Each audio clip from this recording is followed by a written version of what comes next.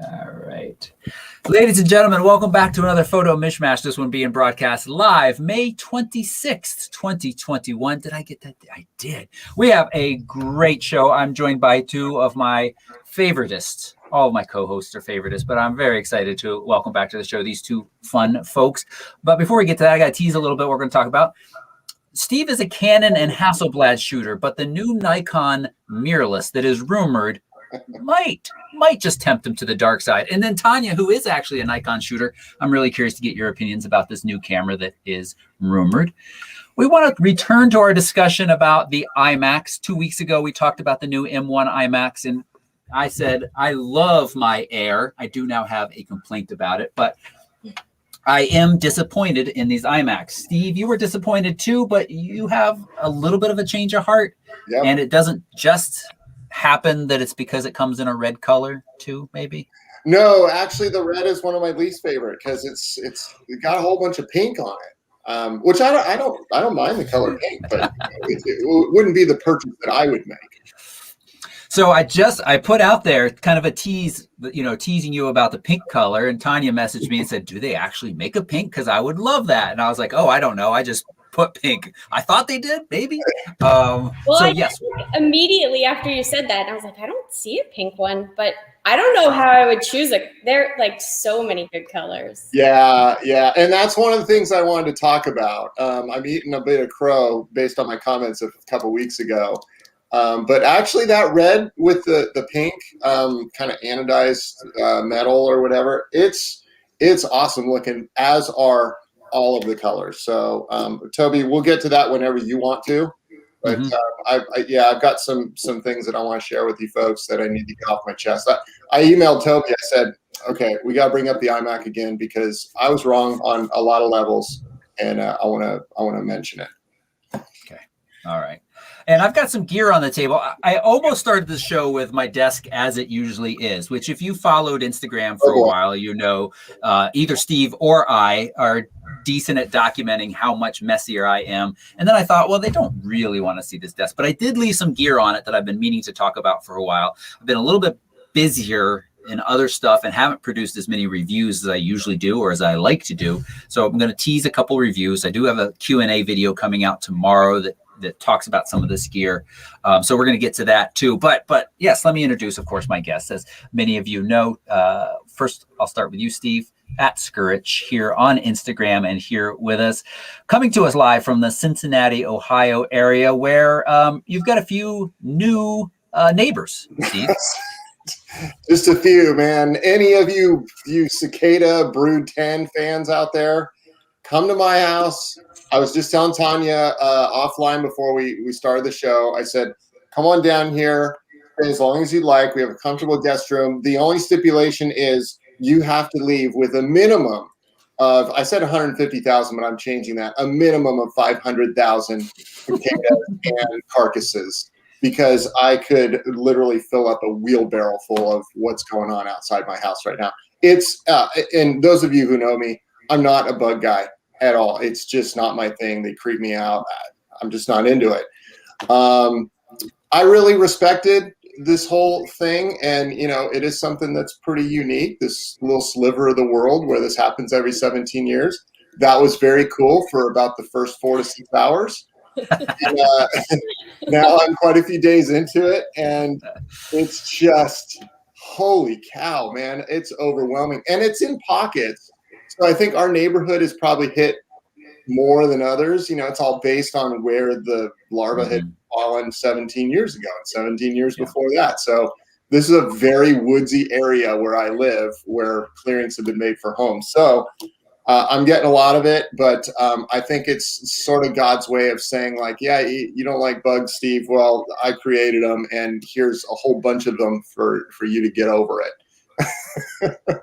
But yeah, and they're loud, man. They are so noisy. I did a test on the decibels yesterday, and they were almost 80 decibels, which I looked it up. That's the sound of a telephone tone in your ear. Like you pick up a landline and you listen. And so imagine that everywhere when you walk outside. and there's more coming. They said these things should get to 100 decibels, which is the sound of a lawnmower, and the point at which they recommend using, ear protection.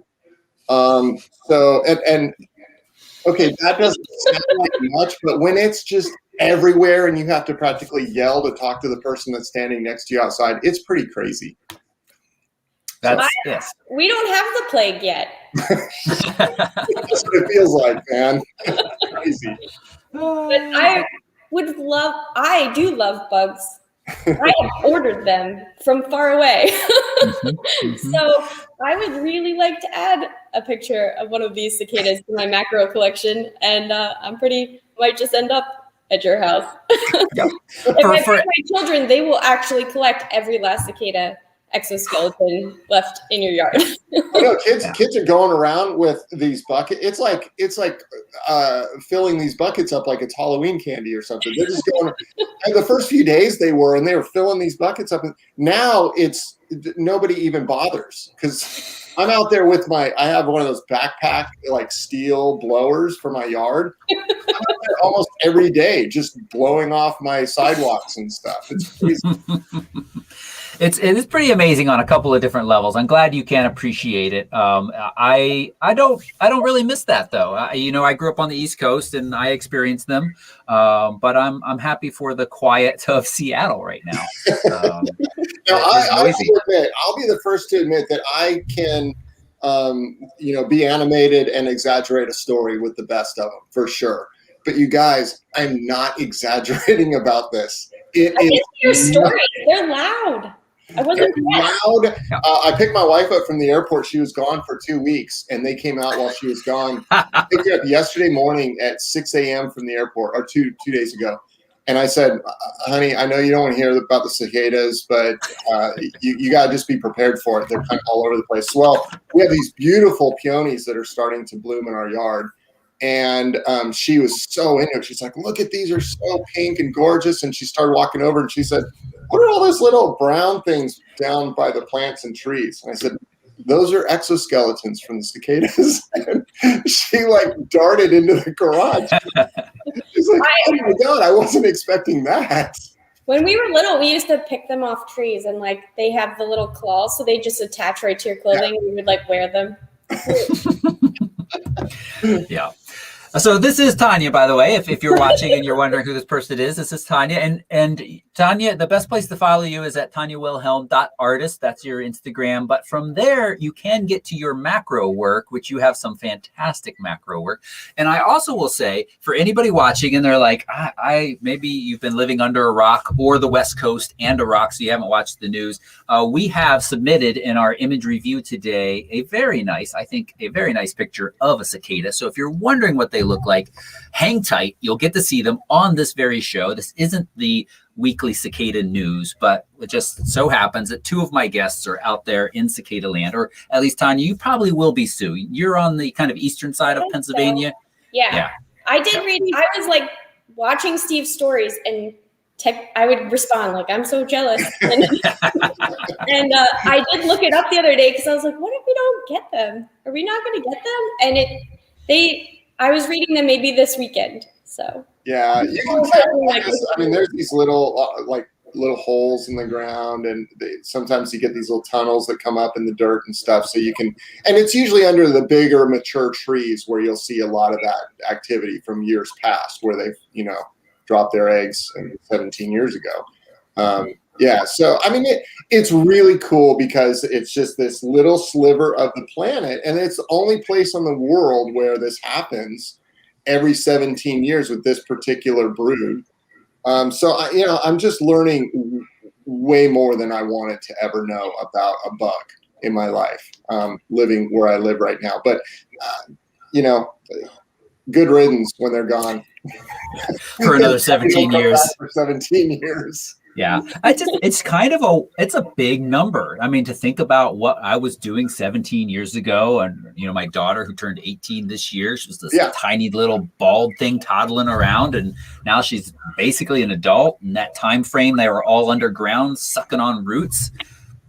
Well, everything's changed since then, right? This was 2004, so there was no iPhone. there was no social media the way it is today. It's not like MySpace was being filled up with cicada pictures. I mean, maybe it was. I was never on MySpace. But nowadays we got social media and stuff. So it's something like this happens, and it just people are sharing it right and left. It's just huge. And they said that the first time it was spotted in the U.S., I think it was in the early 1700s. And they thought that it was, all the biblical implications of stuff coming. They thought it was end times. And I could totally see that. If you didn't know that this was coming, like this would just, what the heck is going on? The world is coming to an end.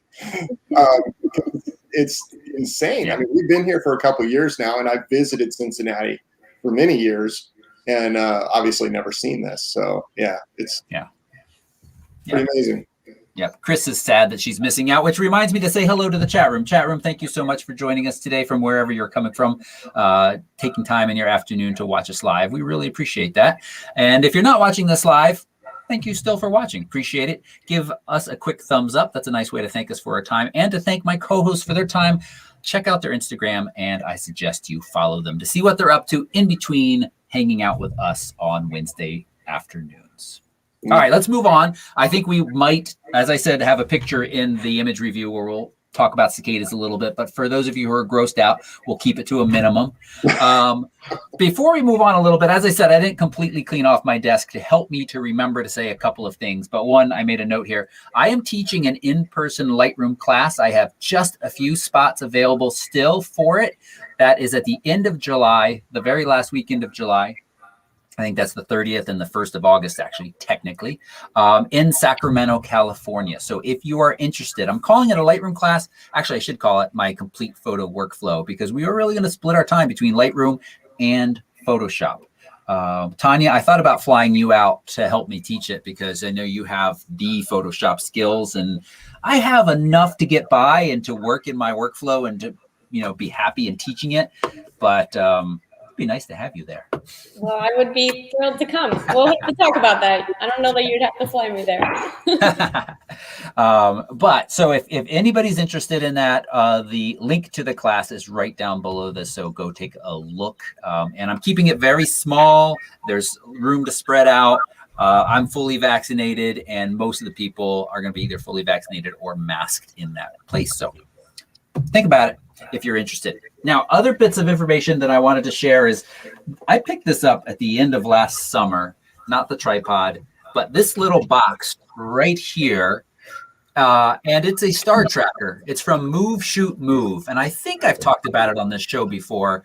I got a chance to really use it last 2 weekends ago at Mount St. Helens with my friend Timmy. And I was really happy with the results. What it does is after you align it with the North Star, and that's quite easy to do with a little laser, it will basically move your camera in rotation with the stars, or we should say technically in rotation with the Earth. And that allows you to take much longer pictures before the stars start to trail. I was able to successfully get to 6 minutes. 6 minutes single shot. Which then lets you drop your ISO way, way down. So you have this really nice clean shot with tons of detail. The additional color, it's not just that you get less noise, it's a lower ISO, but the additional colors that start to appear from certain stars or from the cloud of the Milky Way itself is just really, really cool. It's affordable. I don't remember how much it is, but it's affordable. And as I said, it's pretty easy to use. And I like this one. There's a lot of different ones out there.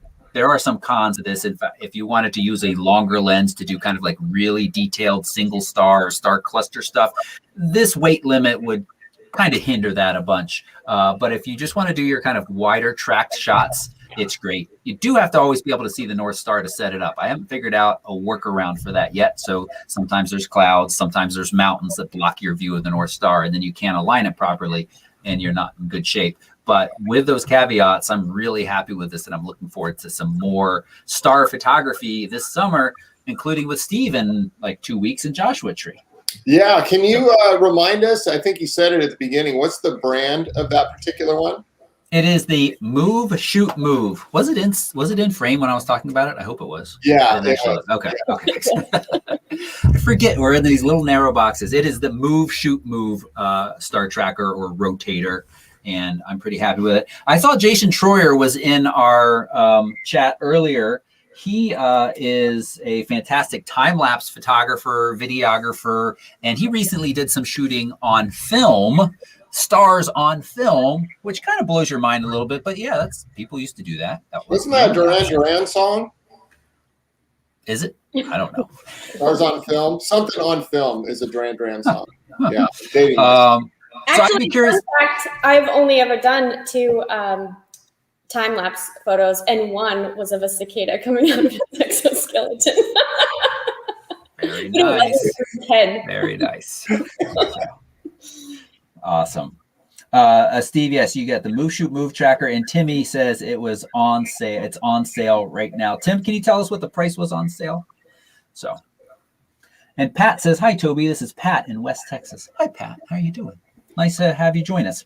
All right. So there's that piece of gear. Then I just mentioned, well, I'll tease the video coming out tomorrow. I talk in a little bit more detail about basically these are equivalent in far as zoom goes. Somebody was asking about going even lighter than full frame, or I should say even lighter, but going lighter than full frame. Here's a Sony full frame camera with a 100 to 400.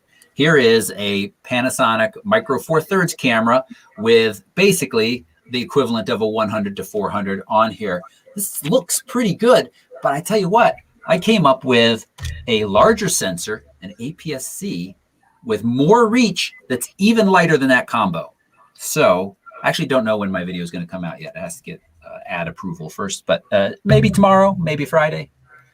So pay attention to that. If you're not subscribed to this channel, hit that subscribe button as well. So thank you. Now, last thing I'll show before we move on to the image review section is I've been reviewing the Tamron 70 to 180. This is kind of the equivalent to Sony's 70 to 200. Tonya, as a portrait photographer, do you have a 70 to 200? I do, and I love it. Yeah. And Steve, do you own one as well? Oh yeah, that was the second L glass or professional glass lens I bought. I love that lens. It's probably one of my all-time favorite lenses. Yeah, and then when I switched to mirrorless, I felt like it got even better. Like I haven't gotten the new mount for that one yet, but I was still so impressed. Like I fell in love with it all over again. I don't know what it was, but man. Sorry, that's the Z mount or that's the adapted version? No, that's the adapted version. Oh, nice. Like just putting it on the mirrorless brought it back to life. Oh, the same lens, just the conversion. Oh, interesting. Yeah. It is a fantastic focal length. Sony's is, like most other brands, is quite expensive. I'm holding up the 100 to 400 again because it is almost identical in size and weight to Sony's 7200. And then you look at Tamron's 70 to 180. Yeah, you're sacrificing a little bit of range, but the difference is remarkable. And I've been very happy with the quality of this lens. There are some drawbacks. It's not all internal focusing. You could draw some dust in. It's not as weather sealed. It's not an all metal construction. But one of the things that Tamron's been doing that's really impressed me is producing these slightly unconventional or less conventional focal lengths that give you some serious weight savings and cost. This is half the cost of the Sony 70 to 200. So I don't know if I'm going to get an official review out about that lens, but I like reviewing these things because then when people write and say, hey, what should I get? I'm on a tight budget. I can say, very happy to recommend that lens. So, yeah. All right. That's it for stuff on the table. That wasn't too much, was it? Let's move on. For you, man, that was nothing. I've seen that. Okay, we won't go there. I go there all the time with Toby. Holy cow! I mean, there's more stuff on the table still, but it's all kind of hidden. That's really funny to me because you see, like, you're all spreadsheets and left-brained, and then you have a messy desk. Like, I sit down and I have to clean my desk, and I'm like a very free-spirited, creative person, and I still have to have everything clean before I start working. So I'm not sure. Yeah.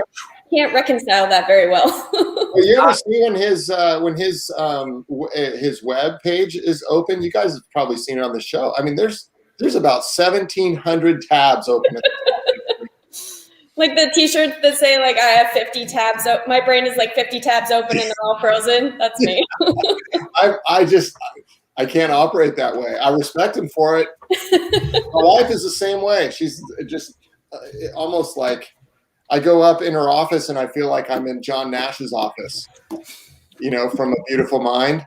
But she's brilliant that way too. And I'm just like, man, I couldn't work this way. My left brain is always at war with my right brain. Like, I'm dead center, so there's like a lot of cleaning and organizing to be creative. I'll say this. Yes, I can't quite reconcile it either, Tonya. And I live like this, but when it's clean, it does feel so much better. I do slowly get stressed, but the amount of stuff around here out of camera sight is, I don't not quite use the word horrendous, but it's getting close to it.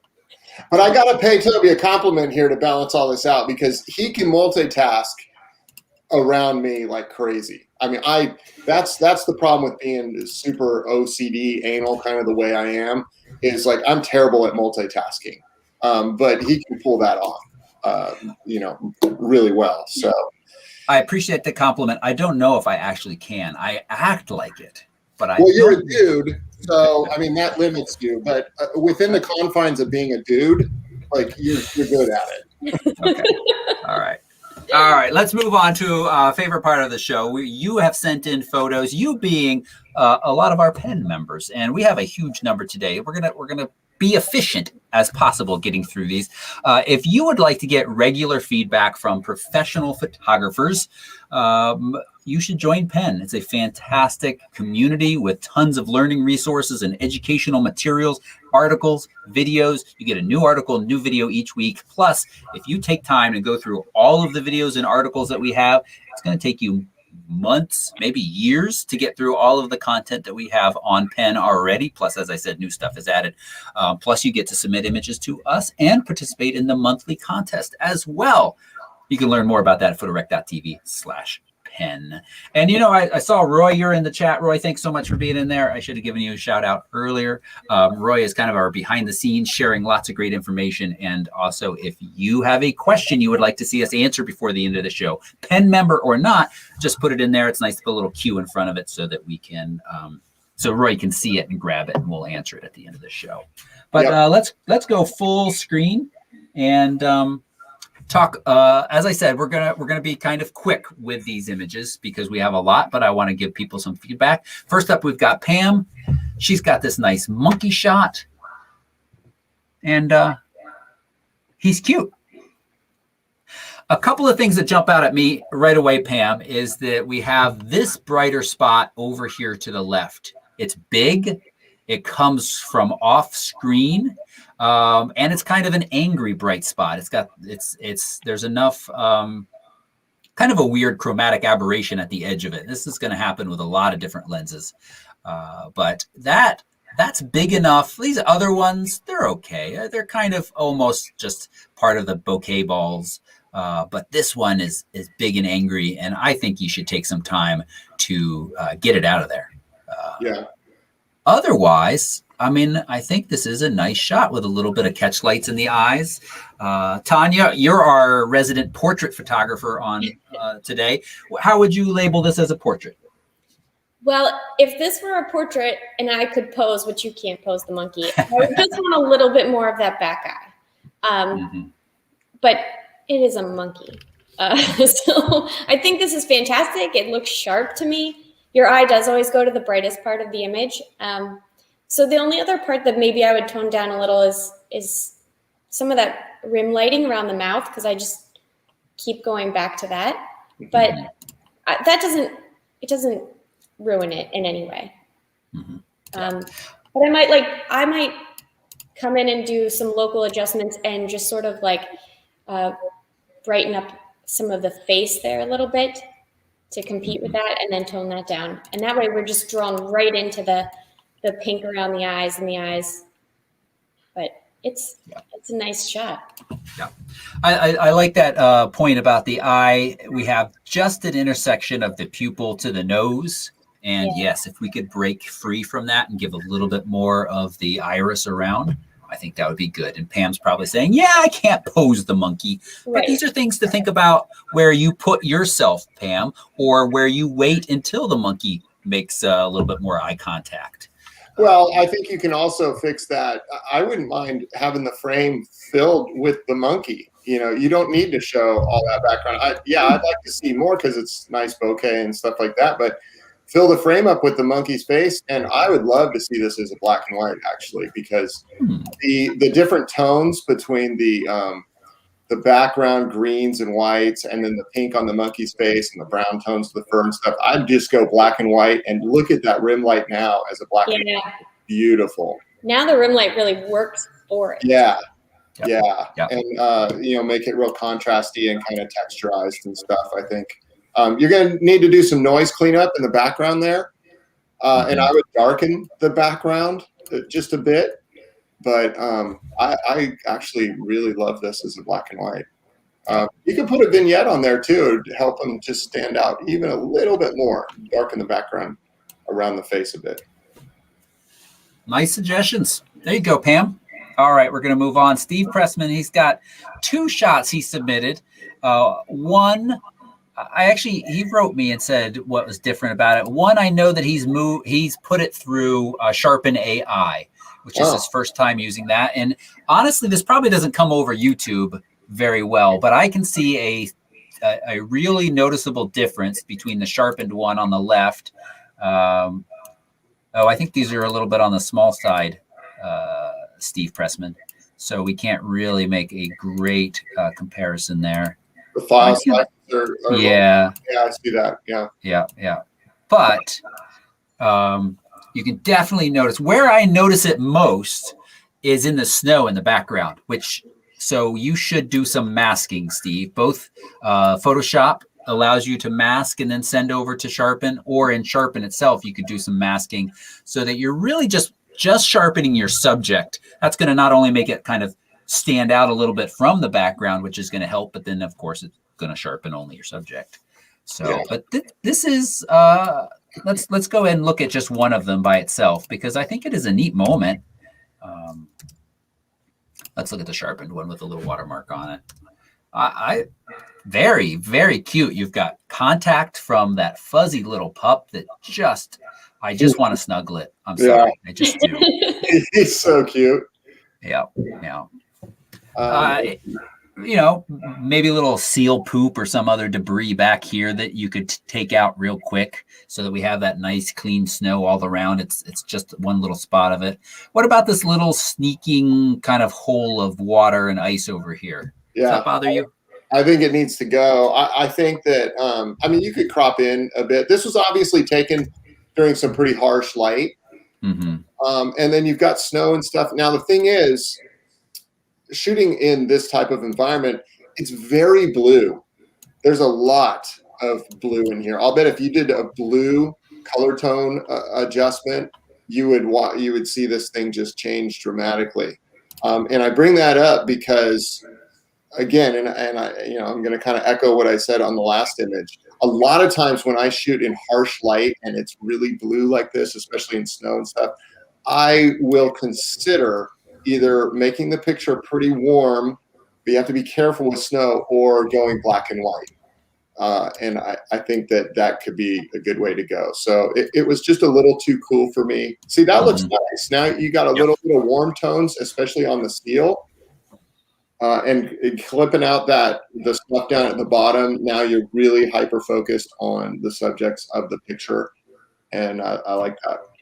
Yeah, nice. Tonya, unless you have anything jumping out, I want to move on. Nope, I agree. And also, every time Steve sends me something and I tell him what to Photoshop, he says he doesn't want to use Photoshop. I know, but we're going to get him there eventually. So I don't have anything to say without that. That's funny. Yeah, I can see that. Yeah. All right, Roger Hunt sent us both straight out of camera and then his edited version with a matte, virtual matte and all. Mm-hmm. And going back and forth between these two, I love this. This is great. Pen members, if you haven't watched Carrie Dahlstrom's kind of pictures before she edited them and where they ended up, I really highly suggest it, because I think a lot of times folks out in the field look at the back of their camera, and if they're not really comfortable with the idea of post-processing, they don't realize how much of a difference just a little bit of work can really make. I mean, look at the way these waves jump out at you, and how much kind of more glassy and is it silly to say liquid? The waves look more liquid, but I just love the way they look after you processed it, Roger. I just watched Terry's video today, and it was excellent, and it is an encouragement. And another one, I mean, David Carr does the how I edit videos, and there was one once that he had the thumbnail of the finished image, and then when he started, I had to like go back because I couldn't believe his starting point was what he used. So I do think that it's encouraging to see the before and after for a lot of people, because I mean, I do Photoshop composites, so I think sometimes people know like I have edited mine, but there are a lot of shots that don't necessarily, like this doesn't scream, I edited this a ton, no. But look, it's such an impressive difference. Yeah. Yep. That all said, I'm really bummed, Roger, that this is just a butt shot. I mean, it's not only just that it's his backside, but his lean and pose. The first thing my eyes go to is the butt. After the waves, enjoying the waves, which Pam says fluid. Maybe I should use the word fluid. Yes, the waves look very fluid. So I don't know, Steve or Tonya, rescue me from calling it a butt shot. No, I totally agree. That was my first thought. I've shot mountain climbers. I've shot surfers a lot. I grew up surfing and skateboarding and stuff. And you always have to be careful about that. If this was a massive, huge wave that was taking up the whole frame right in front of him, he's just staring at a wall, then it's a little bit more forgivable. But I don't know. He's missing a hand too, which is a little strange. It's like really chopped off. And you have to be careful. Like if you shoot mountain climbers and free climbers and stuff like that too, you have to get to the side, and it's really tricky to not get those butt shots. But you're right. It's just the wave. To me, the wave is awesome. I almost want to just Photoshop the surfer out of there. Just have this wave, and the detail that he did on the editing is phenomenal. He did a great job with it. Yeah, I think the takeaway here is keep shooting this subject. You're going to get the right moment, and then clearly you can edit this. Well, what you can do, so he's goofy-footed, which is the way that I surf and skate too. I got my right foot forward, and so he's turning, and the idea is he's going to go into the wave, and then he's going to turn to the right side, which is a front side turn. Your front is facing the wave, and you get that, and then the surfer usually puts a spray up at the top of the crest and that kind of stuff. That's the shot to get. When you're down at the bottom getting ready to mount up that turn, it's just kind of a setup scene. So, Roger, I see what you're going for. Too close for comfort, and you have the rocks in the background, and that's where his gaze is going as well. Yeah. But I agree with all the feedback. Okay, thanks, Roger. Kevin Walk has let's see, this shot. I think this is his first edit, and then he calls this second attempt. So let's talk about this one a little bit. You know what? I'm sorry. I have my thumbnails up here so big. It's taking up a little bit more room than it really needs to. But this is in Zion, in the Narrows. And we got this beam of light hitting this tree, lighting up those leaves. There's a lot to like here. The two things that jump out at me is, one, I do wish we had some more leaves up top on this tree to catch the light. They're just so fantastic down here. And two, this person, you could argue, adds scale, but they're just a little bit awkward. I didn't even notice there was a person there until you pointed it out. Yeah. What's he holding? A violin? It's hard to tell. I don't. Oh, you know what I think it is? It's a tripod. I think they're holding a tripod. That makes way more sense. So I know Kevin went in here. Yeah. That would be pretty amazing, though, to hear somebody playing a violin inside the Narrows. Oh yeah. Yeah. Okay. So I'm not one of those people that needs all of my landscapes to be sanitized of all humans, because I think they can offer a really great sense of scale. But here, I think the tree does a good job of that. And that person is just over that ridge enough. And as we said, holding a violin or a tripod, just awkward enough that I'd get rid of them. What other suggestions would you have here for Kevin? Toby, what if you could go to the crop tool for a minute? I just want to play with this for just a second.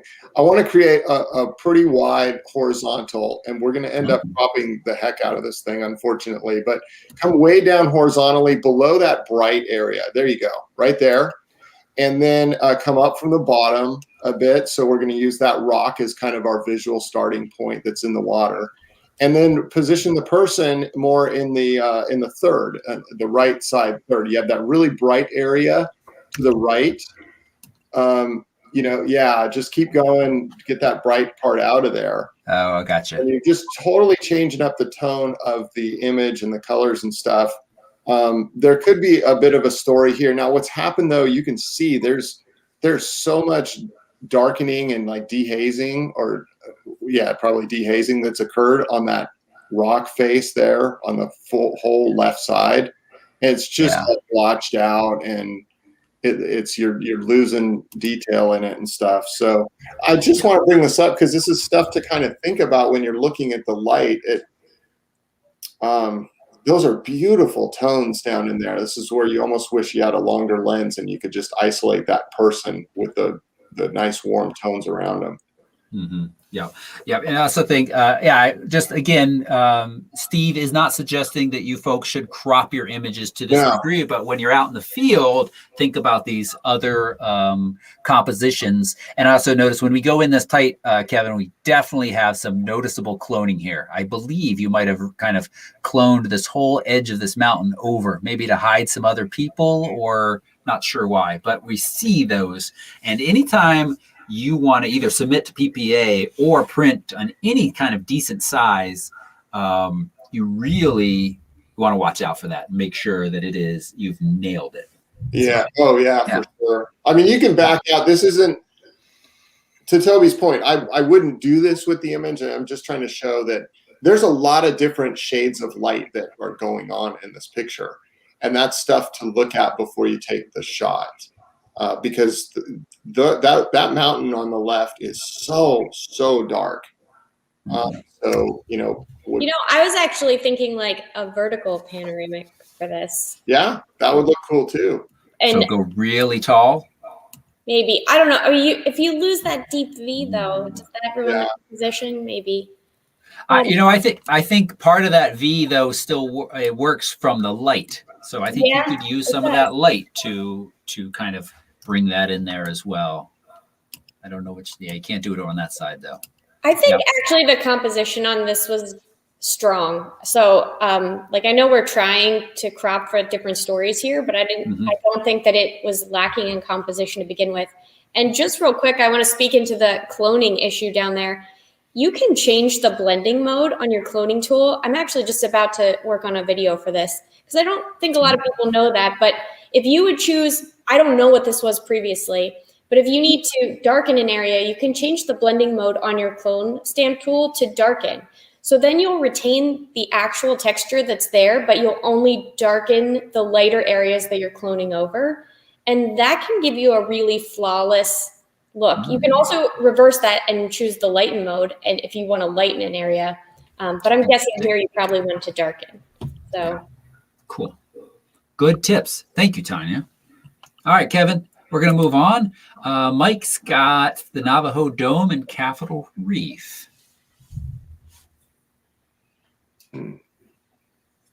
I like going with a very wide shot here. I think that works nicely for this. I don't know if this was a single shot or if you cropped it after the fact. Yeah, I like the crop and everything. My initial thought was black and white for this because of all the different color tones. But the thing is, when you go black and white, actually the tree starts to stand out even more. That kind of looks better than I thought. I thought we were going to lose that tree in the foreground, but Well, my first thought was that it needed more contrast, but seeing it in black and white, that kind of does it all. I mean, it's weird because now the mountain in the background looks like it's covered in snow. Yeah. Or it's not. So, you know, you kind of have to figure out how to tone that. And then I would do the sky as very, very dark. I would probably use a graduated filter and then, you know, not apply it on the mountain at all, but just use the luminance tool and pick out the sky. And there you go. Yeah. You know, for a quick fast edit. And that way everything just pops off of the sky. And, you know, I like that. I like how you now really notice the detail in the mountains.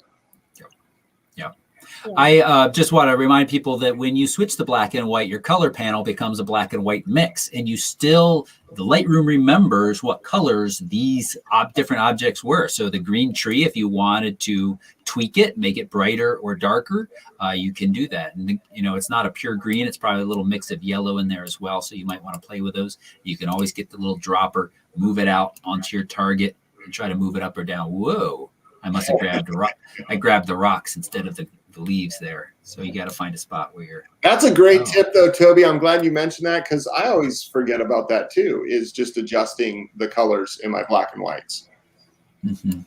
Yeah, I can't get away from those yellows, even though I feel like I'm clicking on the green leaves. So it's curious what it's seeing. So your mileage may vary. Greens in like grass, you know, I deal with a lot of grass in real estate photography. Grass and a lot of trees and stuff are much more heavy and yellow than they are green. Yeah. Very interesting. It's so interesting to what you know Lightroom sees as these colors and what our eyes see, and then you start to get trippy. All right, nice, Mike. Chris Bartell, Portrait of a Bald Eagle. Yeah. So a couple things that I noticed right off the bat are the white feathers there on the right side seem to be a little bit blown out. And also I feel like we lost the dark of the pupil in the eyes somehow. Which interesting. Sharp. It is sharp. Yep.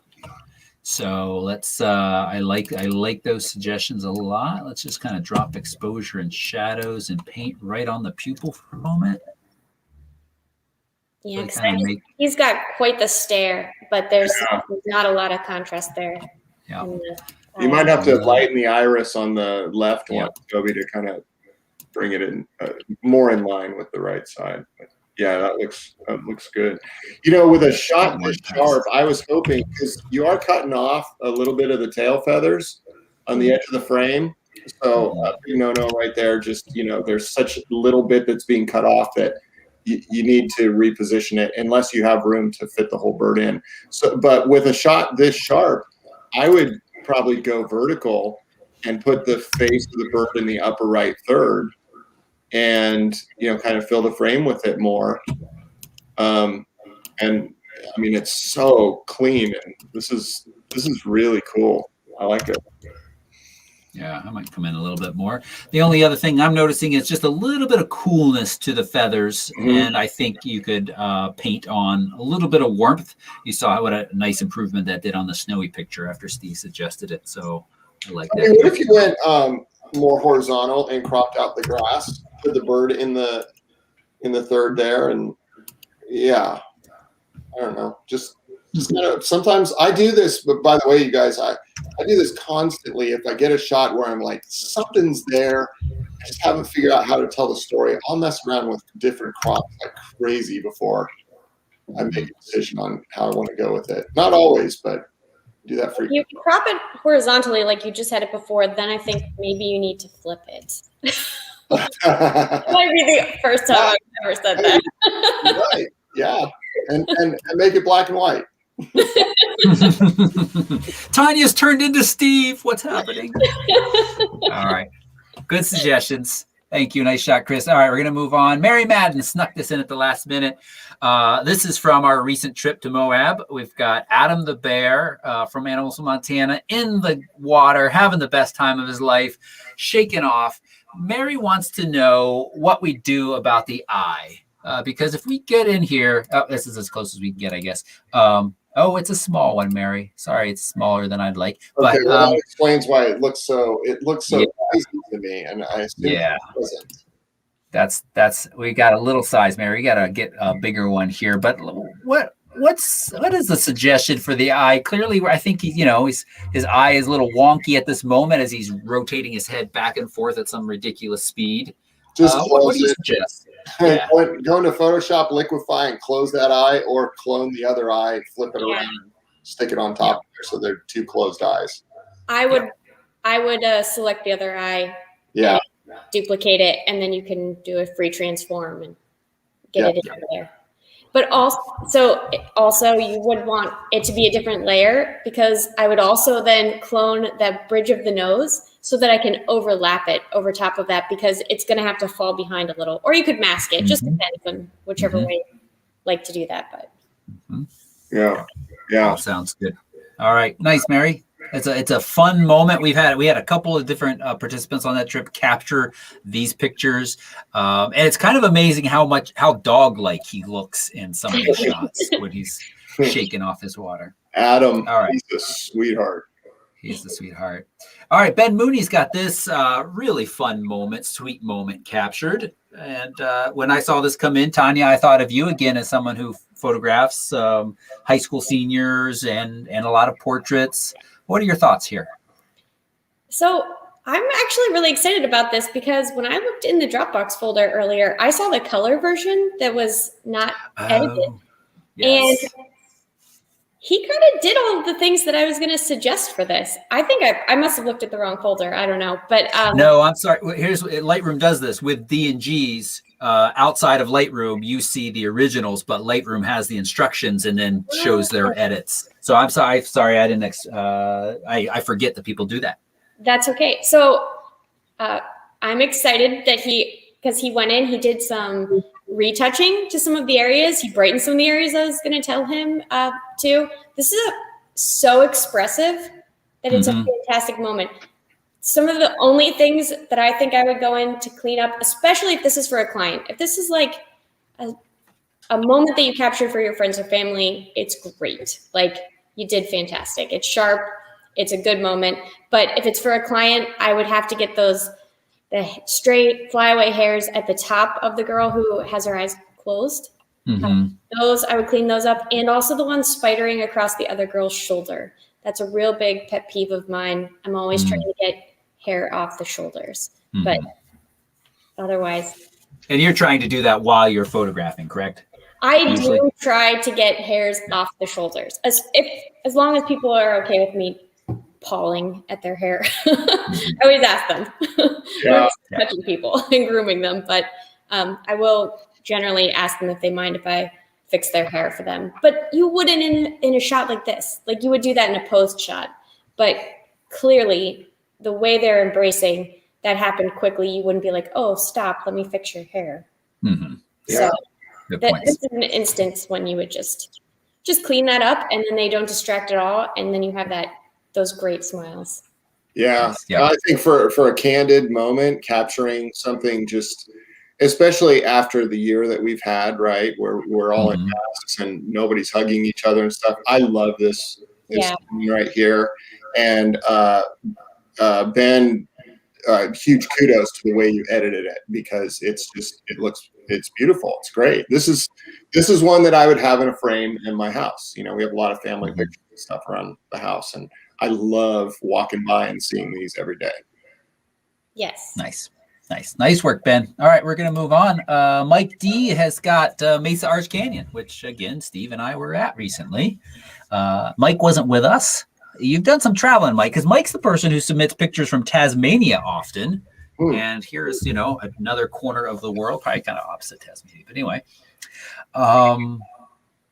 I think this is quite a nice shot. I think you've done a nice job of balancing exposure and balancing your depth of field. We have the foreground and the lower is just a little soft, but not enough that it bothers me. I don't know, Tonya or Steve, if you feel differently about that, if you'd like that to be sharper, do some focus stacking. Well, maybe I don't think of myself as a landscape photographer, so maybe I'll ask some questions and you guys can speak into them. For me, I find that this is competing a little bit in the fact that it's framed, so the composition tells me look in the center, but the outside is brighter. So I feel like my eyes keep going to the framing as the subject. So I don't know if that is distracting or if it works really well or if it could be fixed in crop or post. But I just feel like there's competition between the tones and the composition. Yeah, I get what you're saying. I think I mean, having just been there, this is an interesting take on the scene. I like it a lot. I think the thing that I'm struggling with though is I want that sky to not be so crunchy, so texturized and clarified and stuff. You know, I want it to be softer. Obviously, there's tones in there. I think having a little bit of haze and stuff back there, it's going to soften some of those lines where the different color tones meet the different types of rock. And you really kind of need to think about all that. So as a result, if that's a little softer back there, it actually makes the foreground rock seem even more in focus than it might be. And I think that looks just a bit more natural. I think it was just a bit overdone on clarity and texture and dehaze and stuff like that back there. So I like the shot a lot. And again, I know I sound like a broken record with this this week, but I say this a lot when it's harsher light or brighter light and stuff. I'd also love to see it as a black and white. See if you're able to get some of those layers and stuff. You may not be able to because of the different color tones, but you can definitely notice the detail of the rock more when you go black and white, because that's all you have to go on is the contrasts. So just a consideration. Yeah, I do struggle with the black and white in that case because I feel like the different tones in the rock help this stand out a little bit more, and you start to lose that. I love the thought on the sky. I also love when folks send in DNGs because Mike had just kind of cranked up the dehaze on a graduated filter, or sorry, radial filter up in that corner, and I just backed that back off, and I like that suggestion. Tonya, to answer your question directly, I see what you're saying, and I toned it down a little bit. It's not, again, I think it helps that I was just there, that it works as a good framing device for me. I'm okay with it. I really actually like this in color because those are complementary colors. And so I think that's strong. But I'm really only asking questions. I don't dislike this the way it is, like framed. And I think I do like it a little bit darker, like you have it right now. And I think that sharpened up the bottom for me.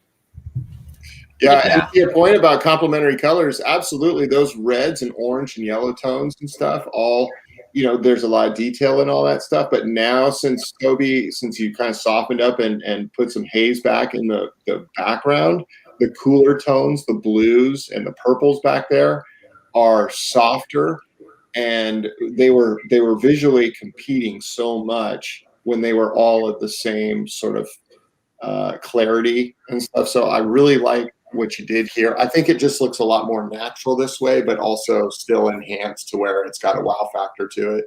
I wouldn't recommend this, but I wonder how Photoshop sky replacement does in this instance. That's interesting. I wonder too if it's able to pick it out, not being at the top of the frame or anything like that. I've never really used it on these natural. I want to know now too. I'll say this while we wait for my older iMac to load up Photoshop. I'll say that the shot that I shared out on Instagram from Bryce Canyon, my most recent Instagram, I spent a lot of time blending. I took it from the exact same spot, but I took a certain exposure for the sky and a certain exposure for the land. And I spent a lot of time carefully blending those together. And after I posted it, I didn't love it. So I went back and started working it over again. And I spent about an hour and I didn't love it. And then I was like, let me try sky replacement, where I use the sky replacement tool, but then just fed it my own sky from the other shot. And geez, if it didn't blend those so nicely. Yeah. So I really appreciate that. That's amazing. Yeah. So edit and sky replacement. Yeah. Let's see what it does.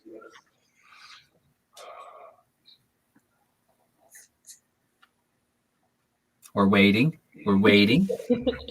I don't know. Let's choose a very dramatic. Let's choose a night sky just for funsies, and see. I think it's like going way down into the mountains.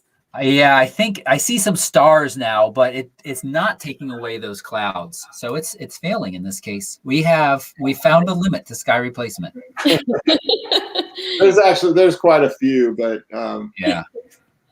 I mean, yeah, you could just kind of layer it up and mask that off and put in whatever you want. But it's fine the way it is. Yeah. Okay. Something to think about. I was going to mention this earlier. I know I've said it on the show before, but when you have a scene like this where you have really sharp, detailed rock and mountains and stuff like that, I tend to, this is a personal preference, but I also think visually it just tends to look better. I will sometimes defocus or tone down the sky, still retain the texture in the sky, but soften it up because it just makes the rock look that much more impressive and detailed when you have that contrast between something that's sharp and crunchy and something that's soft and pillowy. Those are technical terms, by the way. Very technical. Thank you, Steve. All right, we're going to move on. The shot you've all been waiting for. Here it is. I'm jealous. That's a good shot. Fully, this is from Nancy, and she's in Virginia, just south of DC a little bit. And I think she rented a nice macro for the weekend, a Nikon to go with her Nikon Z. And here's probably one of the results of it. This is, the 105 millimeter f3.2. First, on real quick, Nancy, just because I was reading this out and checking what lens you used, I noticed that your ISO is 1000 and your shutter speed is 1/3200th of a second. I think, although she probably thought her ISO was 100. I've done that before where I'm like blowing stuff out and I can't figure it out. And I checked my ISO's 1000 where I thought it was 100. Yeah. You're just missing that extra zero. Yeah. Or she might have been waiting for it to fly and then this happened to like this picture. So either way, those are potentials, but yeah, you could definitely drop it. Now that said, on modern cameras, I mean, ISO 1000, geez, it's a clean shot. Yeah. I would crop this much tighter. Yeah. That's coming. Because I really want, that is, with macro, you want to be uncomfortably close when you're viewing, I think, in most cases, because a lot of people don't want to be this close to bugs. So this is their chance without having to worry about it. And they just have such, this is just a different kind of wildlife. So I think it's really neat to be able to see the detail. Well, and Tonya, since you've done way more macro than I've ever done, to you, is the fall off just way too rapid here? Is there not enough depth of field? You still have the soft background back there, but the in and out of focus with the different leaves and then the cicada itself. I mean, you can see the fall off as soon as it hits the wings, which is a very interesting visual point. You can't notice it at all because it's fallen off. Should she have chosen an f8 instead of an f3.2? Well, she might not see a huge difference even at f8. Macro is so shallow, and I find the bottom of this still distracting. I think I might crop that horizontally. Oh yeah, and I just put the chat. Nancy's in chat, and she said that actually she was doing this handheld, and this is 10 images that she stacked in Photoshop. Oh. Wow, so, good job. So these eyes, bug eyes, are really hard because they aren't normal eyes. They're compound eyes. And so what we think is the little black pupil there is not like a human pupil. So they can be so hard to get sharp. because you want them to be. So that might be something that you need to, use some software for to kind of bring in. But the fallout doesn't bother me because this is head on. And so if the head is sharp for me, I find that to be what we want. I like this crop. I like your point of making the viewer feel uncomfortably close to the subject. That's a great way to describe it because that's how I feel right now. But I like that as a macro shot. And but now that I am this close and I'm looking at it, I am bummed out that the eye isn't as clear as I'd like it to be. It doesn't look to be in focus to me.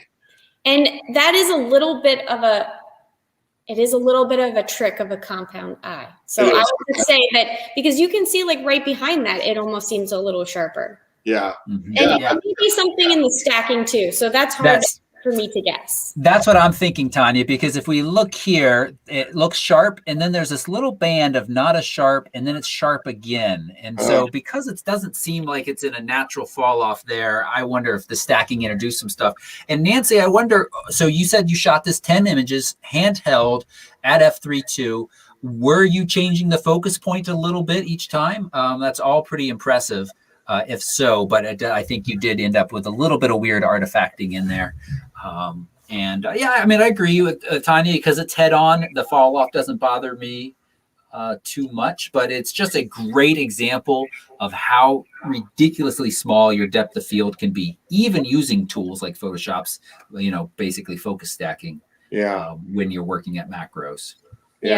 Actually, Steve just reviewed one of my macro shots in option 2, and I shot that at f5, and it's a caterpillar essentially sideways, but even still there's dramatic fall off from the head and the tail to the body.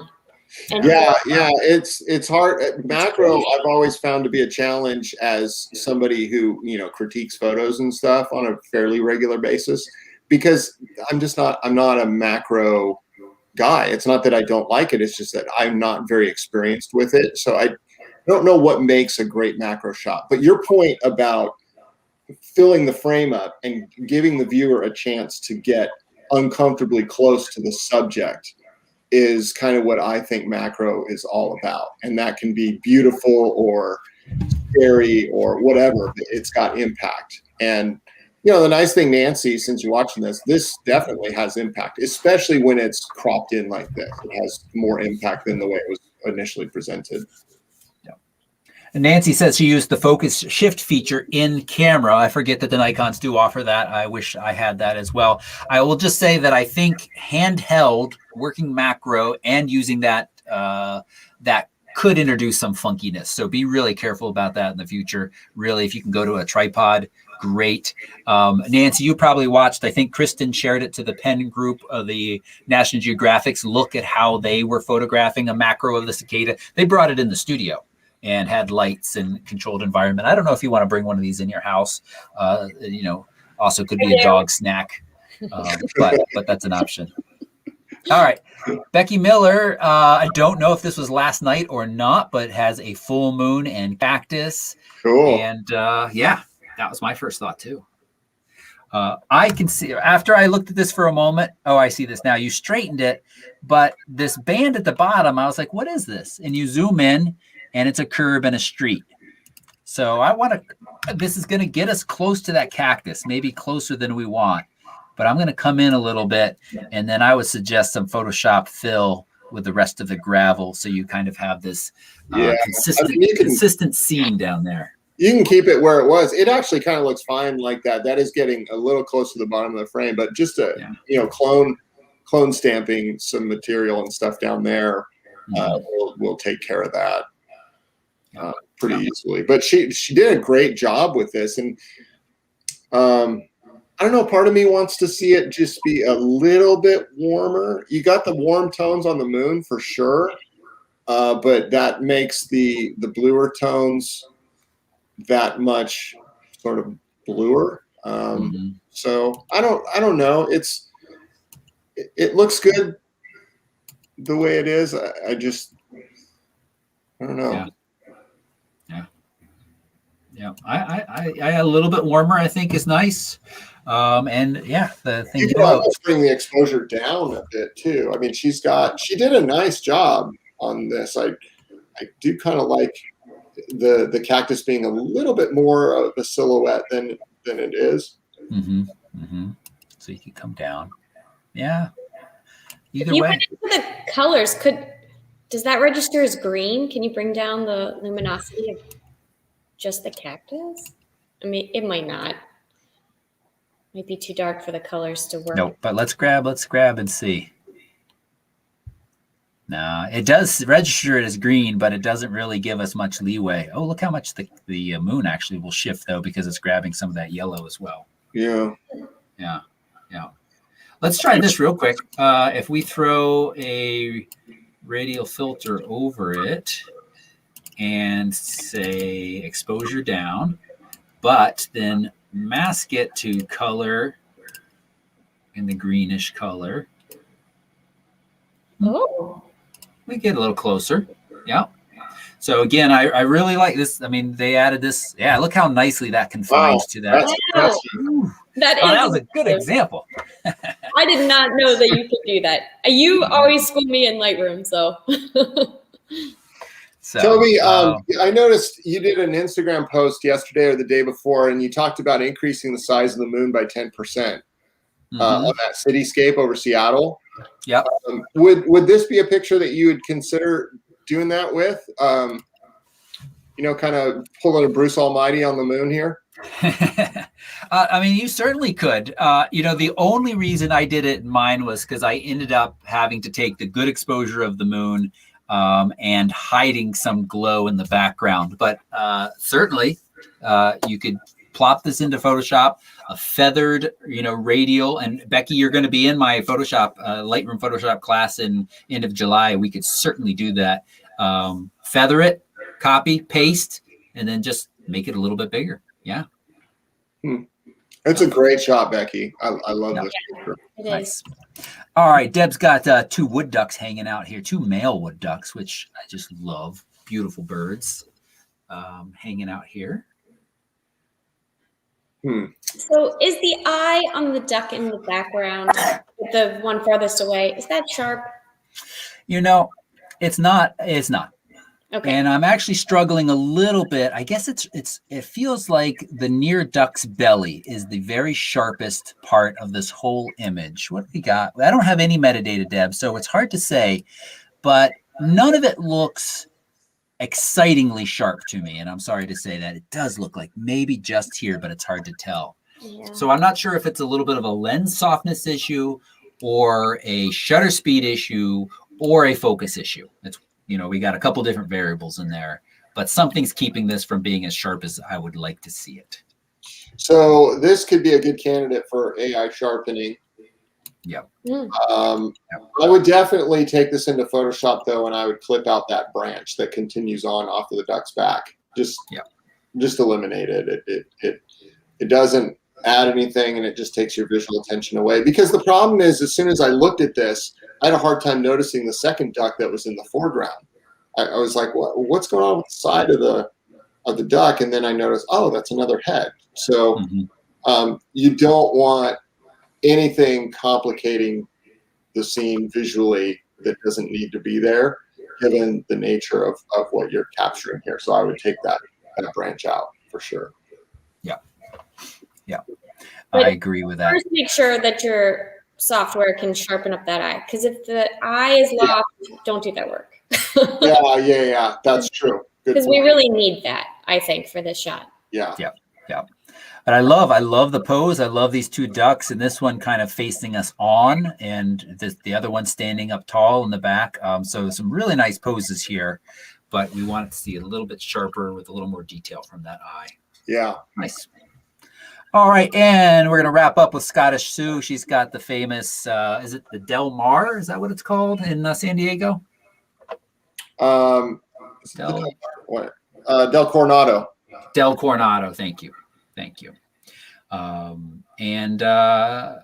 Again, like the crop, I think people are watching this show and realizing the show and the whole thing though, Toby, and the navigator. Oh, you're right. I'm sorry. Thank you. There we go. Oh. Oops. There we go. fit. Very.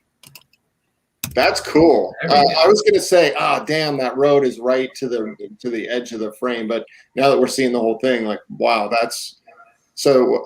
Sue, I don't know if you shot this as a panorama, but I'm going to assume you probably did a great job.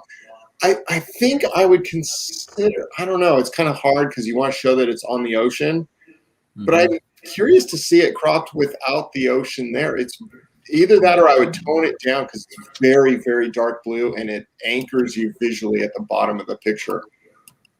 Yeah. Let's just saturation, maybe brighten it a little bit.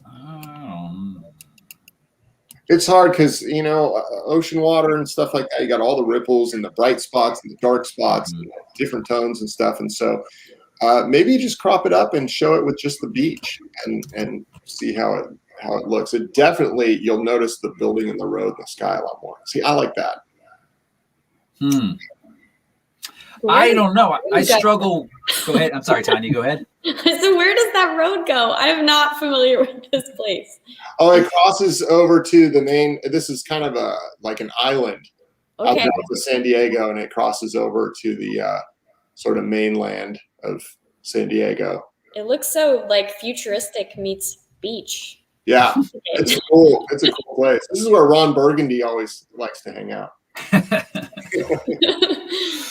I'm reluctant to give up that water because I think it gives a part of the sense of place. Okay.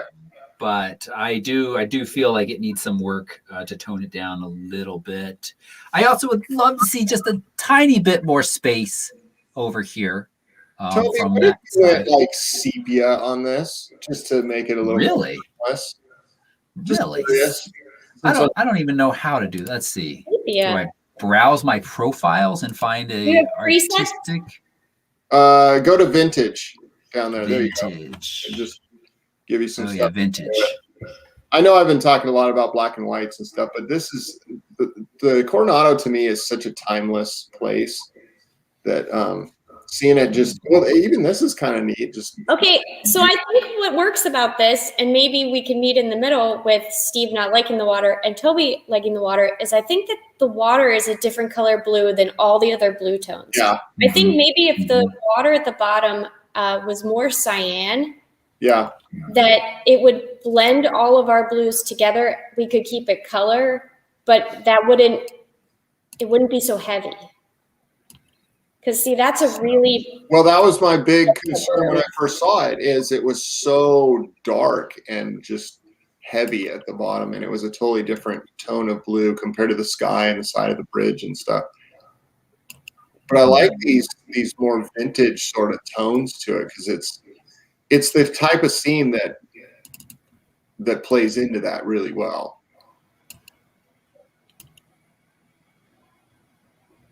Trying to match the blue because because I reduced it down here a little bit, and of course that's touching our sky blue as well.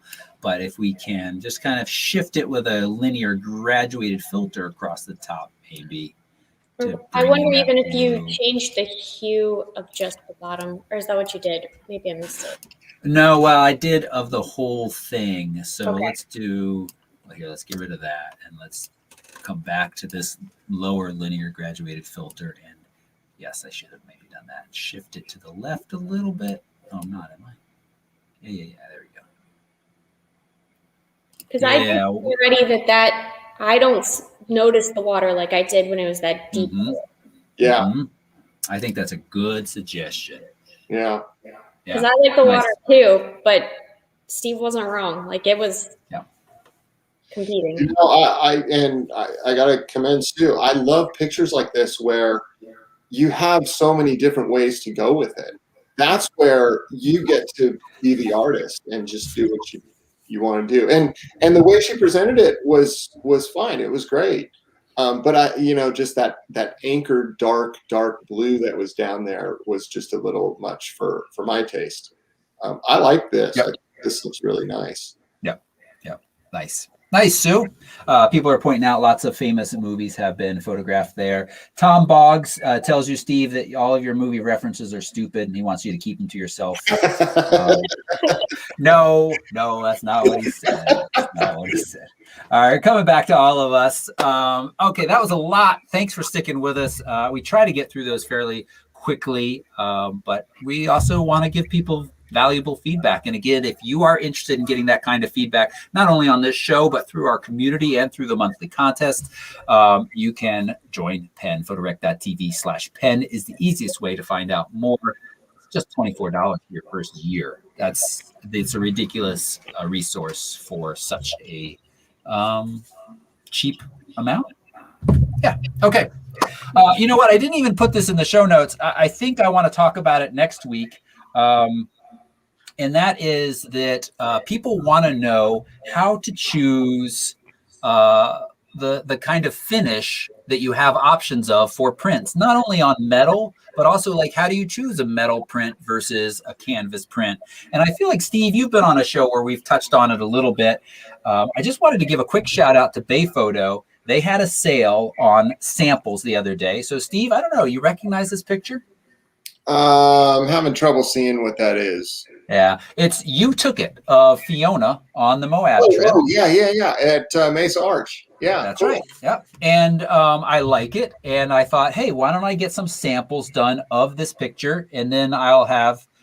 They had a sale. Bay Photo almost always has different things on sale, so keep an eye out for that. It's a nice way to save $10-15.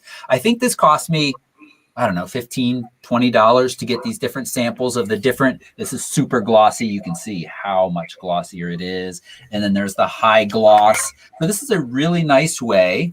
The stickers you can peel off. And then I'm going to give one of these to Fiona so she has it. But the rest I'm going to keep to remind myself what these different images, what these different finishes look like. So it's something I want to talk about maybe on the next show.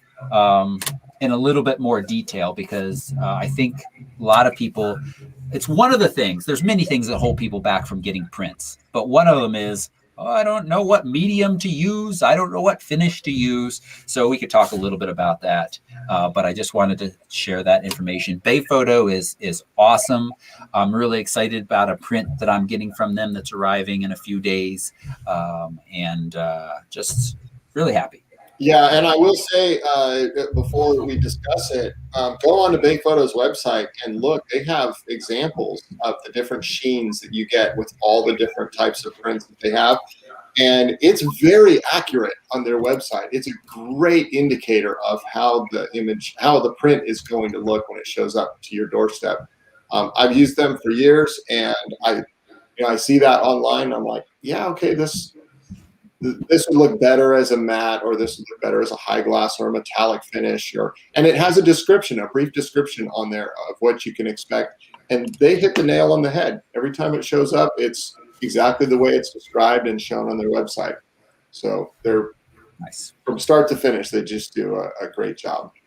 I have been ordering all my artwork through them. So my client work is connected with a different printer that works with my Zenfolia website. I wish that Bay Photo was one of their labs, because I would switch to them in a second. But all my personal work I've been printing with them.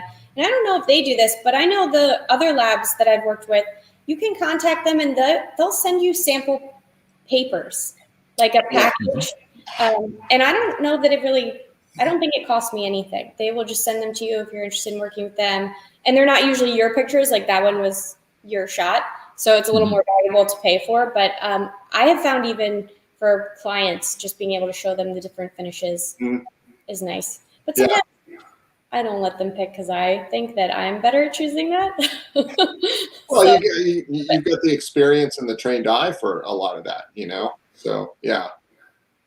But nice. That's something Good. All right. Switching gears. Steve, I want to know how drool worthy this is. Oh man, we talked before we went live, and you asked me if I had heard about this or looked at it, and admittedly I haven't. I just had a busy week going on. Drool worthy for sure. I have such a spot for these vintage looking camera bodies and the quality back when camera bodies were just such high quality.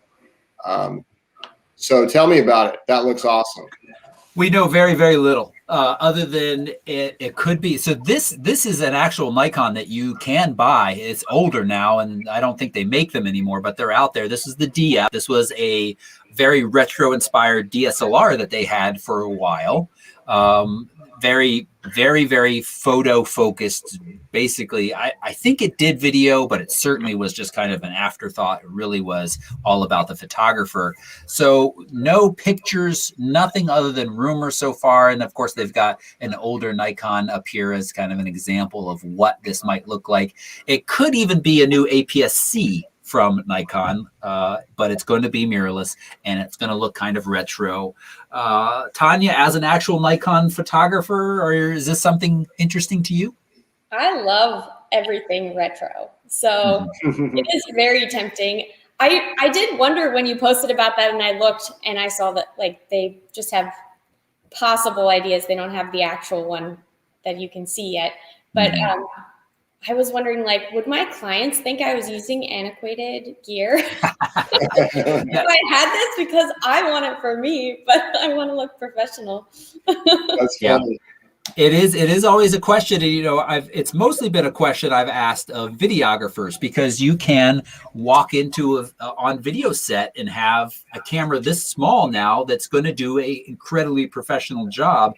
And there are some videographers that say, absolutely, I never want to walk onto a set with just that camera, because people are going to be like, I'm paying you $9,000 a minute for this video that you're about to shoot for me. Is that really all you need? And so if you do use a camera like that, many times they cage it up and they have extra gear on it, including, remote monitors and all kinds of battery packs and all kinds of things. So that is interesting to think about on the photo side of things as well. Be like, are you shooting this on film? Yeah. It'll be interesting. I'm excited. So this Q&A video that I did yesterday, one of the questions was like, what is the best beginner mirrorless package right now? And I have to say the Z5, which I think is sitting right over here, the Z5 right now, sells with a 24-200 lens, sells for $1,600. This is a dual card slot, decently fast autofocus camera, full frame from Nikon. I think Nikon is killing it there. It's really hard. The good thing about right now, Sony, Canon, Nikon, I think all of their mirrorless cameras are good. All of the lenses they're producing are good. I feel like there was a time in history where there were certain lenses you needed to stay away from, either kit lenses or third-party lenses that just were notoriously bad, either quality control or just the sharpness of the lens in general wasn't good. I don't feel like that's a real issue anymore. I feel like there's no bad cameras or lenses right now. There might not be the best value for you depending on your needs, but it's still going to be a good camera. So I feel like in some ways my job as a reviewer has gotten easier. Yeah, this is good. I recommend it if it works for you. And in some ways, it's gotten harder because you got a bunch of options. You got a lot of good options. So yeah. So I just want to kind of put that out there. But I think Nikon's done a really nice job, and that price point is impressive. Yeah, it's impressive. Okay, Steve, what do you love so much about the iMac that you wanted to come back and devote a little bit more time to it? Well, so, very briefly, a couple of weeks ago, they made the announcement about the iMac right before we did a Mish Mash show. And so what you were getting was my initial reaction to it. And I still stand by a couple of the points that I made. I was really disappointed that you still had the chin on the front end design. I didn't like the white bezel, which is, I guess, a light gray, but okay, whatever. I didn't like the white bezel. I didn't think it needed to be thin. I thought, just take all the stuff from the chin where you need the components and put it behind and make it thicker. And I was just really disappointed in the fact that we'd waited so long for a full redesign of the iMac, and this is what we got. Well, this is what we got to replace the 21-inch model. It's now a 24-inch model, or 21.5 to a 24. We don't know what's coming on more of a prosumer level, like with the iMac 27-inch, which may be a 30-inch or something, or an iMac Pro. And we'll see what they end up doing with that. Because if you get more into the pro level stuff, there's some distinct differences. You look at Apple's products from like the iPhone, they have the iPhone 12, and then you get into the Pro, it looks different. It's got different cameras, it's got different colors and metals and stuff like that. So they may end up doing something totally different on more of the Pro end. So I say that all because I've been watching a lot of the unboxings and stuff, and I already knew that the guts inside were screaming fast, and it was a huge upgrade for people that wanted an entry-level iMac. It's an awesome computer from that standpoint. But what I've fallen in love with is the design and what it kind of means in your home. I still don't like the fact that there's a chin at the bottom. I'm not really into that, but I've gotten a little more used to it. What's really weird to me is there's actually 3 colors. So you have the back color that's more of a deeper saturated color. And then you have this anodized sort of metal on the stand.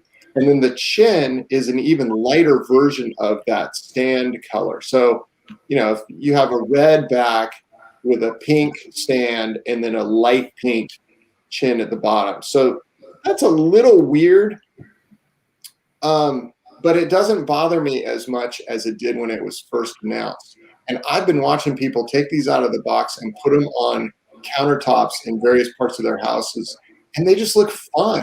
They look awesome, and they're so reminiscent of those old G3 iMacs that they did. I think it was the G3 where they did the different colors and stuff. And my first iMac was the one with the neck, and you had this swivel screen and had the kind of half round body on the desk. And I loved the design of that thing. It just always made me smile when I went into my office and you had this goofy looking bright computer kind of sitting over there. And I think they've gone back to that. And that thin design, yeah, it's not really necessary because I'm looking at my screen all day long. But if you're going to put this somewhere in your house that isn't just an office, that looks pretty cool. And a lot of people do see the backs of these computers the more I think about it. If you're putting it in a kitchen or, you know, a bedroom or an office that, like my home office is kind of on display. It's in the middle of our house, so you can look through these window doors and see everything in here. I think one of those would look killer on my desk. I'm not getting one anytime soon. I'm not in the market for that, but I have to walk back a lot of my criticisms and comments and just say, like, it's cool to see a product come out that's actually really fun and bright and vibrant. And that white border around the screen, I actually think now that I see the colors, it would look weird if it was black or non-existent. So, you know, they did a great job, in my opinion. And so what color would you get? What color would you get? That's a good question and a valid one, because I found Justine, I don't know if you guys watch her at all. She's a great tech reviewer. But she unboxed every single color. And then she did this follow-up video where it was almost like an HGTV show where she went to her sister's house and she put different colors in different rooms depending on the tones of the house. And it was very tongue-in-cheek, but it was kind of really cool. It made me sort of fall in love with all the different colors. I don't think that's that's exactly, I was like going through the colors, like, well, this is my favorite color, but that color would look better in the room I would have it in the most. It comes down to the best color that they have. I think for my office, I really like the blue. I'd probably do a blue. What's really funny, though, is I look at the silver one and think to myself, when it first was introduced, I thought, well, you have to go silver. Because that's the most like, it looks most techy and you don't notice the white bezels as much and stuff like that. But now I look at it and think, like, who in the world would buy silver when you have all these awesome colors to choose from? Seriously. I think that you could not even go wrong with any of those colors. Yeah. Somebody in chat said orange. Like, that's the thing, the quality of the color and then the quality of just the details. And Apple's always king of this. Just the plug on the back, and it's got a fabric liner around it and Ethernet cable that plugs into the thing that's off of the computer. And they did just an incredible job. I wish I was in the market for one of these things, because it would just be a really fun product to buy. Well, I think really we just need the different colors for every room for decorations. Yeah. Here's my purple one in the living room. Here's my green one in the office. Yep. Yeah. I do. I want to see chat. Roy just asked for it. I want to see chat say what color they would go for. I know this has really not much to do with photography, but it's a fun question to kind of see what color these. Yeah. I'll say you made this point, Steve, and I just want to re-emphasize it. This is a great entry-level computer. And this is my criticism is I was excited for the next kind of generation of the M1 chip in a more powerful desktop computer, and we haven't got that yet. So and that'll be forthcoming. And the heavy lifting that I think we do a lot, especially you, Toby, doing so much video work and stuff. But, the heavy Photoshop and Lightrooms with giant catalogs and stuff like that. Like, we're not your typical consumer that's buying an iMac, right? Like, we make an iMac work for what we have, and it's a great computer. I love my iMac here. But a lot of the work that I'm doing, you're getting into that iMac Pro, sort of Mac Pro sort of level stuff. I don't want to spend that kind of money on my equipment. It's entry level for Apple for an iMac, but it'll blow away my 27-inch, built up machine that I have right here, as it is right out of the box. Most configurations would. Yeah. It's a killer entry level. I mean, if somebody was in the market for a new Apple computer desktop, and they were just an average consumer, I would say absolutely go pick your color, have fun with it, make it smile, make it look cool in your office. Like, you will use this thing for years and years and years to come. And the other thing too, the keyboard and the trackpads and stuff, they all color match. And I don't know, they've got Touch ID on it now. And one of the unboxings was funny. Somebody said, "Oh, so I can get Touch ID on my desktop computer, but I can't get it on my iPhone anymore." Yeah. So hopefully that's coming back to iPhone someday. But I think they hit like more than a double, probably a triple. I'm not going to say a home run. Maybe they hit a home run, but not a grand slam. Let's put it that way. Apple hit a home run with this, but it's not a grand slam. Okay. All right. Yeah, it's fun to see the colors. Roy says blue or green here. I agree. I would really struggle to choose between blue or green, but it would probably be one of those. Gareth says he's got a ducky keyboard. Now you're talking my teenager's language, that has backlit keys that change color. So what about an iMac that changes color on demand? Couple more years? Like the horse of many colors in The Wizard of Oz, which was like my favorite part of The Wizard of Oz. It should just change so you get all the colors. Interesting. In the world of Apple, it just takes money, because eventually they'll sell the peripherals individually, and you'll just have to buy all the different colors and be like, on demand, I want a different color. Okay, let me grab my pink keyboard instead of my green one now. Yeah. To bring it back, though, I brought my M1 MacBook Air into the frame for just a moment. I've done all of my recent editing on this, maybe because my office is so messy, to reference back to earlier. I don't want to spend a lot of time down here. All of my heavy editing I've done lately has been on this on this M1 MacBook Air, and I have been very happy. Two things that I've run into, though. And I don't think either are necessarily the device's fault.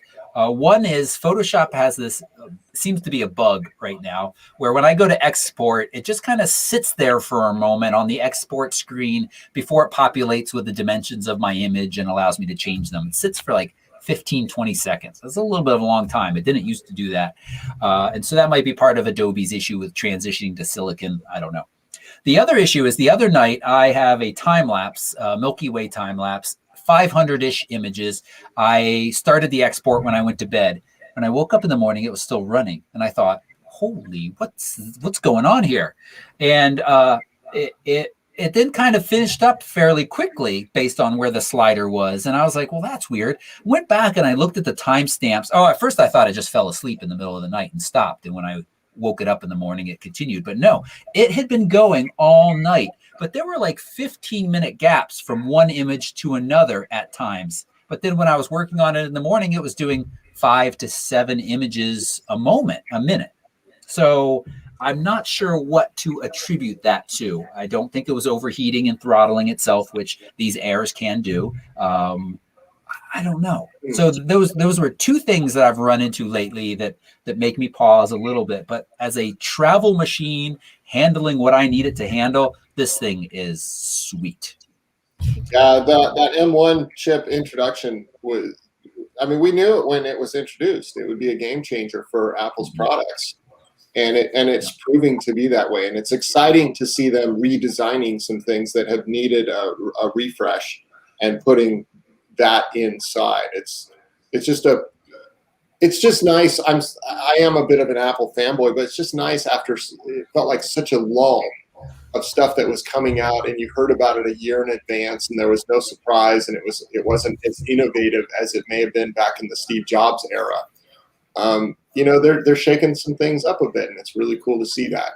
And always the initial reaction is, oh, what? I don't know about that. And then I end up giving it a week or two, and you see these unboxings and the quality and just the packaging and stuff that they do. It's nice when you're spending that kind of money on something that you're given a good quality product. Yeah. And I'll say, people, you know, not to be too Apple fanboyish, but people always say there's the Apple tax. You know, it's a certain cost. Yeah. This price was incredibly competitive when you match it up against other laptops in its category. And these new iMacs, I feel like, to have that quality screen and that device in a thin, stylish computer that is going to perform really well. You don't have to run virus checking stuff on it. They are very competitive in price. So I feel like there are absolutely examples of the Apple tax on certain products, but I feel like these M1 silicon-based computers are a good value too. Yeah, you try to get these stats with separate components. You know, buy a tower and a screen with the 4.5K or 5K, and you know the performance and stuff. I don't think you'd be able to match the value. And for me, I know I've said this on the show before, but my last iMac was purchased in late 2006, and I just replaced it. This is a mid 17 unit that I'm using right now. So I end up keeping these things for 10 years. And it's still working. I also keep the box for 10 years. What's that?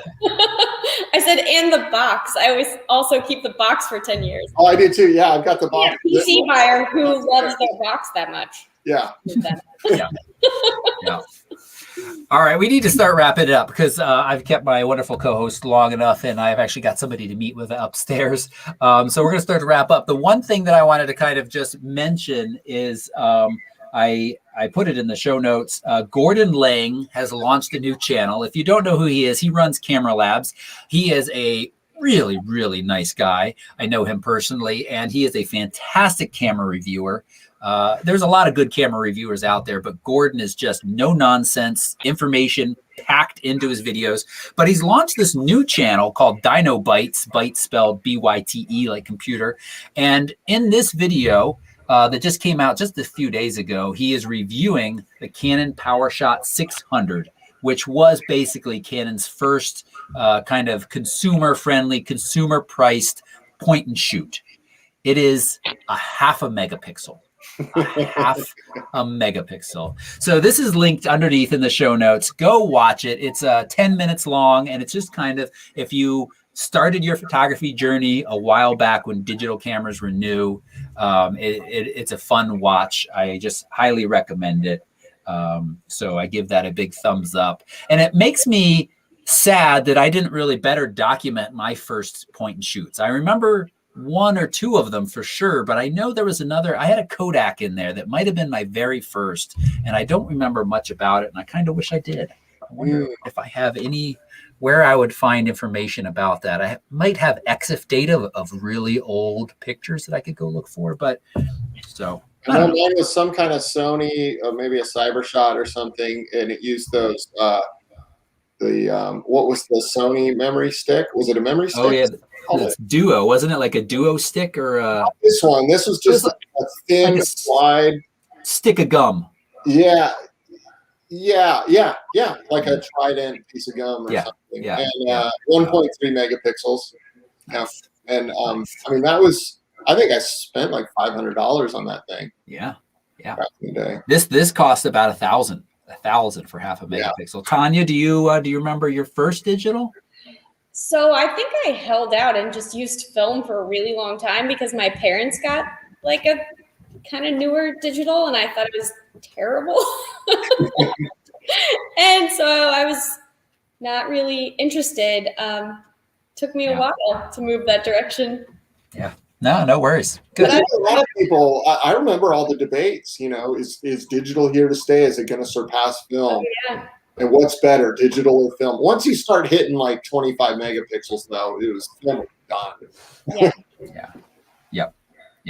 All right. All good. Hey, thank you guys so much for hanging out with us today. Let's see. If you want to, you should follow Tonya. You can find her on Instagram at tonyawilhelm.artist. And as I said, you are also a fantastic macro photographer, and you're also a fantastic portrait photographer. You can find links to her Instagrams. You keep things nicely siloed up. I'm jealous of your cleanliness. As we talked about, you clearly have a much cleaner office than I am, but I'm jealous of your cleanliness of Instagram as well. They're all beautiful, and they all have a nice kind of theme and flow to them. Yes. Well, that system has its flaws, but because I am trying to market to paying clients on Instagram, I do feel like it's necessary, at least for my portfolio. Makes sense. Yeah, that's smart. Yeah. And Steve, you can follow him at Scurich on Instagram. Steve, we need some more pictures. You're doing well there for a while, and you've fallen off the bandwagon again. I've been doing Insta stories lately, which is really weird. I was a little surprised to see that, but I like it. So I did my personal stuff there, but Steve Scurich photography for the other stuff. But point well taken. We're going to Joshua Tree, so usually after a tour, I like to post 3 or 4 good photos from the trip.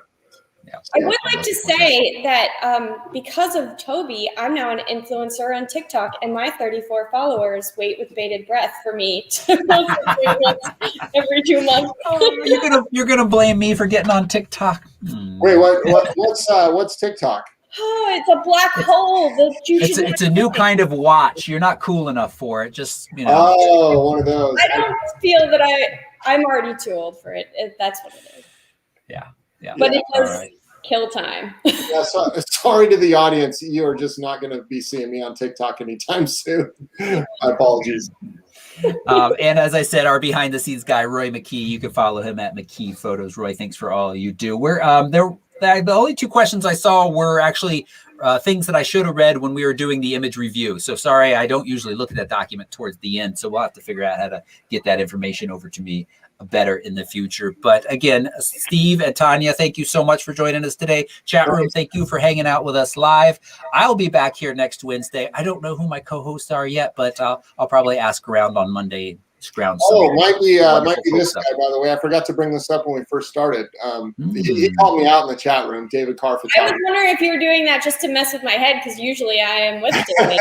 I was looking at my t-shirt drawer, and I'm like, oh, my David Carr shirt is clean. It's one of my favorite t-shirts. It's so comfy, and it I looks can cool. get your shirts, and then I can just be whoever isn't on with me. I like repping. Hey, Tonya, you come out with shirts or hats, send them my way. I'd be happy to wear them on the show. Okay. He's an influencer. I don't know who he's influencing, but he's an influencer. All right. Thanks, everybody. We'll see you again next week. Bye-bye. See ya.